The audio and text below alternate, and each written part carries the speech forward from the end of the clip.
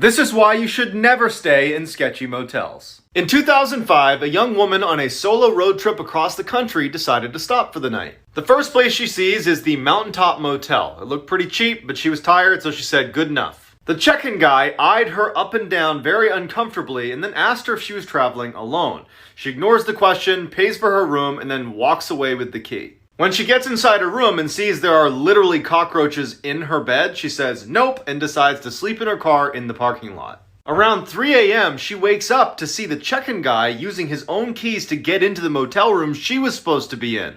A few minutes later, he storms out and slams the door and starts walking towards her car. Terrified, she hides under her blanket as the man tries to open her car doors but can't and walks away. She speeds off and calls her friend and asks her to look up the address of Mountaintop Motel so she can give it to police. Her friend's quiet for a second and then just says, "The Mountaintop Motel closed a week ago." This is why you should always trust your parents. In 1990, a father and his 15-year-old son worked together at a gas station in Florida. One night, the boy was sitting outside on a break when he saw a crazy-looking woman walking towards the store. They were in a high-crime area and it was very late, so the boy turns around to look through the glass at his dad to see what he should do. His dad took one look at the woman and just shook his head, no, do not help her. The woman walks up to the boy and says, "Hey, my car's broken down, can you give me a ride?" Before the boy can answer, his dad bursts outside and says, "You need to leave here immediately." Angrily, the woman turns and leaves, cussing them both out the whole way. 1 year later, the boy's in his room at home when his dad calls from the other room and says, "You gotta come in here and look at the TV."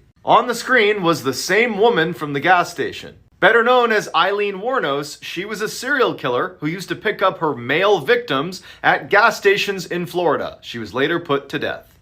This is why you should always be scared of clowns. In 2004, a babysitter had just sat down to watch TV before the parents got back when she noticed something. In the corner of the room was a large clown statue that, no matter how she positioned herself, seemed like it was staring right at her. As she's looking at it, the father calls to check in on the kids. She tells him everything is fine, and right before they're about to hang up, she says, "Why do you have a huge clown statue in your TV room?"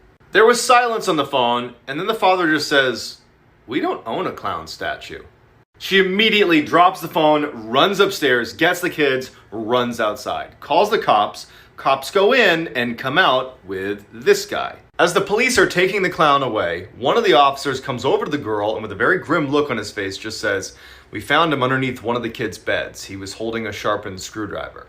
This is why you should always change your locks. In 2017, a college girl woke up from a nightmare drenched in sweat and decided to rinse off before going back to sleep. She propped her phone on a shelf, turned on some music, and then hopped in the shower. A few minutes later, she reaches for her phone to change the song, but stops suddenly. Reflected on her phone's screen was a person standing in the middle of her bathroom facing the shower. She somehow kept her composure, turned the water to scalding hot, and then ripped open the curtain and sprayed the intruder in the face. As they howled in pain, she ran past them to her kitchen to get her butcher's knife. In a panic, she can't find her knife, so she just runs out of the apartment and calls the police. The police go in and come out with a crazy-looking woman in handcuffs. One of the officers comes over to the girl and says, "She used to live here and she had copies of your keys." Then he pauses and looks down and brings up a clear evidence bag that contained her butcher's knife, and he says, "Looks like she wanted her apartment back."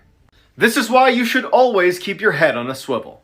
In 2017, an elderly woman who lived alone thought she saw something moving in her backyard and went to the window to have a look. As she's looking around, a shadowy figure emerges right on the other side of the glass, standing in her backyard. Terrified, she keeps an eye on the figure while calling police, but by the time she hangs up, the figure's gone. When the police arrive, her front door is unlocked, so they go inside and they find her still sitting in front of the window looking for this figure. The police search the backyard, but they don't find anything. When the police go back inside to search the house, they quickly find some large footprints that couldn't have been hers in the room that she was sitting in and all around the first floor. That's when they realized what was going on. She wasn't seeing a shadowy figure in her backyard. She was seeing the reflection of someone in the room with her. This is why you should always sleep with your lights on. In 1991, a man named Christopher Case was found dead in his bathtub, fully clothed in the fetal position. When police interviewed his best friend Sammy, she told them about a very disturbing phone call she got from him the night before he died. On the call, he told her that the previous night he had woken up to what sounded like whispering coming from underneath his bed. When he went to look, he couldn't move. As he laid helplessly, he watched a black figure pull itself out from underneath his bed. Once it was fully upright, it reached down and began choking him until he passed out. The next morning when he came to, he felt his neck and it was swollen and bruised. And then he saw blood on his hands and he saw that there were deep, uniform incisions on each of his fingertips. As he's saying all this to Sammy and telling her how scared he is to go to bed that night, he suddenly stops and he says, "I hear whispering outside my room." Then the phone went dead.